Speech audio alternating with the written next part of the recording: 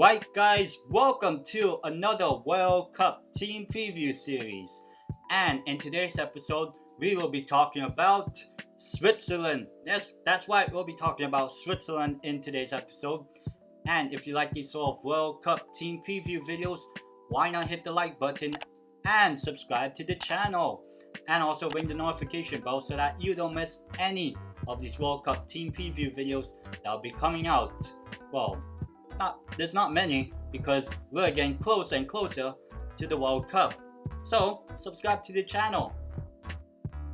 Let's get started. So Switzerland are a part of the UEFA or the European Confederation when it comes to World Cup qualifying. And the nickname of the team is Nati, which basically means national team in a lot of the Swiss languages, and they decided to make it national team, so Nati is the first sort of 1-2 syllables. Nati, simple. So that's the Swiss national team's nickname. And a fun fact for you about Switzerland is that Switzerland took part in the highest scoring World Cup match in history so far. That being, well, they were in the wrong scoreline of a 7-5 loss to Austria back in 1954, the World Cup that Switzerland actually hosted. So they were knocked down the quarterfinals by their neighbors and I think maybe rivals, Austria, 7-5. That sort of scoreline just never really exists at World Cups nowadays. But yes, Switzerland were a part of that, for them, infamous scoreline. Well, for a lot of us, famous scoreline. That may be something, you never know. And Switzerland have appeared at 11 previous World Cups. This will be their 12th World Cup in, well, they've played in the last 4 World Cups, reaching the round 16 3 out of 4 times, only missing out back in 2010. So how did Switzerland do during the World Cup qualifying campaign? Well, they were actually grouped with the current European champions Italy, Northern Ireland, Bulgaria, and Lithuania. Switzerland and Italy were the 2 teams expected to be battling out for first and second.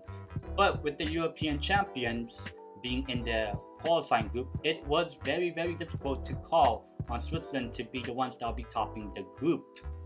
Well, actually what ended up happening is that Italy could have actually topped the group.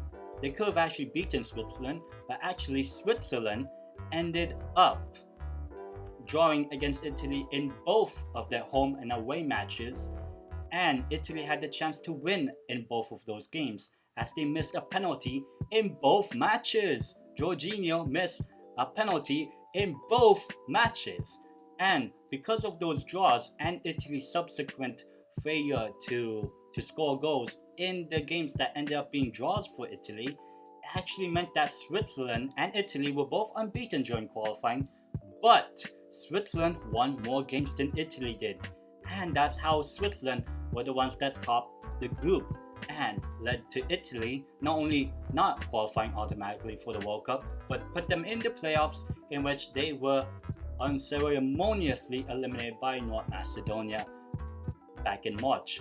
And so Switzerland are one of the contributors to one of Italy's, well, another downfall for Italy. But for Switzerland, it was a very successful campaign in the end, and now they're back once again at the World Cup. And so the head coach or the manager of the Switzerland national team is Murat Yakin, who I believe was a former player of theirs. He is a Swiss player and a Swiss manager actually now. And some of the star players of the Switzerland national team include the likes of Granit Xhaka, Xherdan Shaqiri, the goalkeeper Jan Sommer, who had a very brilliant Euro 2020 campaign, and including the likes of the star players are Will Mbolo and Manuel Akanji, who recently now plays for Manchester City. So let's see how Murat Yakin likes to set up his team, as this will be his first major tournament as the Switzerland manager. And so the way that Switzerland like to play is that they usually play in a 4-2-3-1 formation. This was the formation that they used when they beat Spain in Spain in the UEFA Nations League just a few weeks ago actually. And so how Switzerland like to play is that they are very compact, especially in the midfield, in order to try to alleviate the second or third line of defense that Switzerland likes to play. Switzerland sometimes have the ball and sometimes they're okay with sitting back and defending, as they know that they can be competent at the back at some points. And so some of the strengths of the Switzerland team are actually the wingbacks. Rodriguez and Vedmore are very attacking wingbacks, and they are the ones that try to push forward in order to help supplement the Swiss attack. They are, in a way, very attacking wingbacks that do like to go down the wing quite often.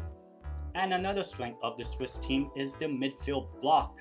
You have players in the midfield, in the pivot, of Granit Xhaka and Remo Freuler. These two midfielders are very good in different sort of areas. Xhaka sometimes likes to push a little bit more forward, and Freuler sometimes does, but he also can be very settling for the Swiss team in general. So that midfield block that Switzerland have is probably one of the best midfield pivots at this World Cup. Believe it or not, I actually think they are. However, obviously, weaknesses do come with the Swiss team. One of that is a proper center forward play. You have players such as Will Mbolo, Haris Severovic, Mario Gravanovic. These are quite decent center forwards, but in a way they're not very clinical. This is kind of the same problem that I talked about in the Spain episode, in which the center forwards aren't really very clinical, and so it leaves a lot to be desired when Switzerland do want to try to create a lot more opportunities for their center forwards. And that's kind of why that their wingers sometimes also try to push within a lot of the goal scoring opportunities, and which their wing backs are the ones that push forward and acting as wingers. And so another weakness of the Swiss team is actually a little bit of their defensive frailties. Switzerland are sometimes known for actually being a little bit defensively solid, but also very defensively weak.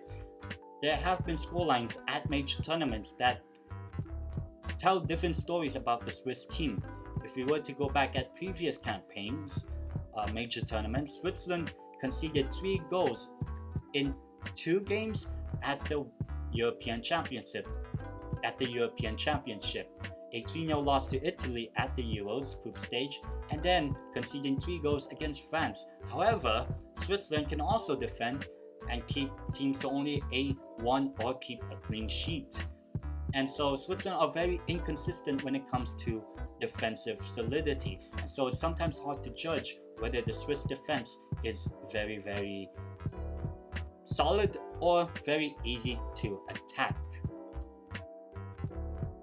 And so for this upcoming World Cup, Switzerland have been drawn into Group G at this upcoming World Cup, and they will begin their campaign on Thursday, the 24th of November, 1 p.m. local time, so the early kickoff at that specific day of the World Cup. Switzerland will take on Cameroon, one of my favorite African teams at this World Cup. And then they follow up their campaign with a match against Brazil, which will be on Monday, the 28th of November, 7 p.m. local time. It's a rematch of Switzerland's opening match from the last World Cup back in 2018. And then on Friday, the 2nd of December, 10 p.m. local time, Switzerland will come up against Serbia, another team that they played against at the previous World Cup. They beat Serbia 2-1 in that match, and that actually in a way resulted in Switzerland progressing from their group. And so there's a lot of history between Serbia and Switzerland now at the World Cup. And so it'll be very interesting to see how both teams match up this time around at the World Cup. Will Switzerland be able to make it out of their group and maybe go a little bit more further at this World Cup? Well, time will tell. So that's it for the World Cup team preview series on Switzerland. And if you like these sort of World Cup team preview videos, why not hit the like button on this video and subscribe to the channel.